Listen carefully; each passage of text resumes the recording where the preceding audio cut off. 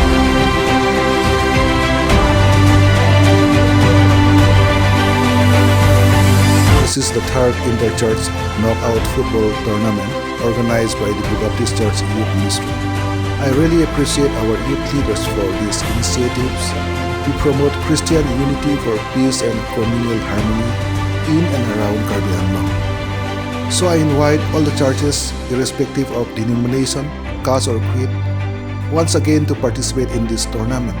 God bless you all. Thank you.